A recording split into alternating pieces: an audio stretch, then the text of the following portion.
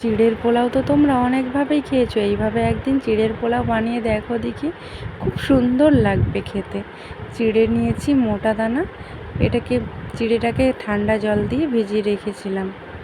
Room টেম্পারেচারে জল দিয়ে চিড়েটাকে ভিজিয়ে রেখেছিলাম একটুক্ষণ। চিড়েগুলো ফুলে যাবে। ভালো করে দুবার ধুয়ে নিয়েছি। ধুয়ে দেখো কত সুন্দর চিড়েটা চিড়ে হয়ে গেছে। ছেঁকে নিয়েছি জল। এখানে নিয়েছি আলু, ছোট ছোট করে ডুমো ডুমো করে কেটে নিয়েছি, ক্যারি পাতা আর আদা কুচি, রসুন কুচি, কিছুটা বিনস, ঘি আর চিনেবাদাম আর পেঁয়াজ কুচি সব কিছু নিয়ে নিয়েছি।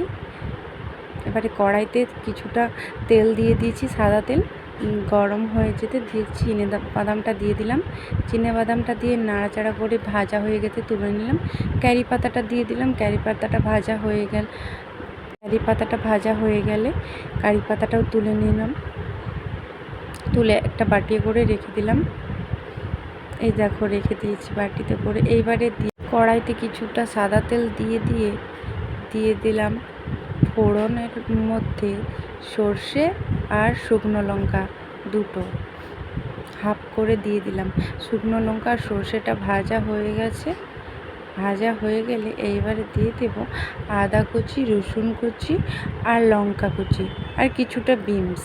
ভালো করে কড়াইতে দিয়ে ভালো করে ভেজে নিচ্ছি, একটু এপাশ ওপাশ করে। বিনসটা ভাজা হয়ে গেছে। এবার দিয়ে দিচ্ছি রসুন কুচি, দিয়ে দিলাম। তারপরে দিয়ে দিলাম আদা কুচিগুলো দিয়ে দিলাম, দিয়ে ভালো করে ভেজে নিচ্ছি। আমার সকল ইউটিউব বন্ধুদের জানাই অনেক অনেক ভালোবাসা, অনেক অনেক শুভেচ্ছা। সবাই কেমন আছো কমেন্টে জানিয়ে যাবে, আর রান্নাটা কেমন হয়েছে সেটাও কমেন্টে জানিয়ে যেও। তাহলে আমি পরের ভিডিওতে তাদের নামগুলো নেওয়ার চেষ্টা করব। সবাই আমাকে অনেক অনেক ভালোবাসা দিয়েছো, তার জন্য অনেক অনেক ভালোবাসা। এবারে পেঁয়াজ কুচিগুলো দিয়ে দিলাম। পেঁয়াজ কুচিগুলো দিয়ে নাড়াচাড়া করে হালকা করে একটু ভেজে নেব। তারপর দিয়ে দেব আলু, কেটে রাখা আলুগুলো এবারে দিয়ে দেব। কেটে রাখা আলুগুলো দিয়ে দিলাম। আলুগুলো যতক্ষণ না ভালো করে ভাজা হচ্ছে ততক্ষণ কুক করবো আলুগুলোকে।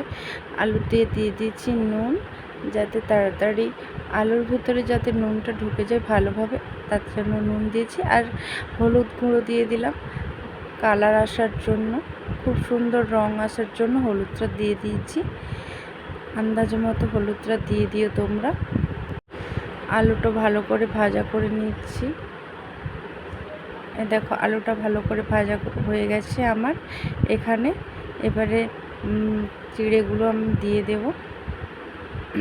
চিড়েগুলো দিয়ে দিয়েছি। দেখো চিড়েগুলো দিয়ে ভালো করে মিশিয়ে নিতে হবে। খুব সুন্দর করে ভালো করে এপাশ ওপাশ করে চিড়েগুলো দিয়ে মিশিয়ে নিচ্ছি। খুব সুন্দর একটা কালার চলে এসেছে। দেখো দেখতেই পাচ্ছ কতটা কালার চেঞ্জ হয়ে গেছে। এবারে দিয়ে দেবো একটু অল্প করে 1 চামচ ঘি দিয়ে দিচ্ছি। ছড়িয়ে দিয়ে ঘিটা দিয়ে মিশিয়ে নেব, ভালো করে মিশিয়ে নেব। এবারে চিনি দিয়ে দিচ্ছি, স্বাদ মতো চিনি আর স্বাদ মতো লবণ। স্বাদ মতো চিনি আর লবণটা তোমরা দিয়ে দিও। এরপরে চিনেবাদামগুলো আর কারি পাতাগুলো ভেজে রাখা দিয়ে দিলাম। দিয়ে ভালো করে মিশিয়ে নিলাম, আবার ভালো করে মিশিয়ে নিচ্ছি।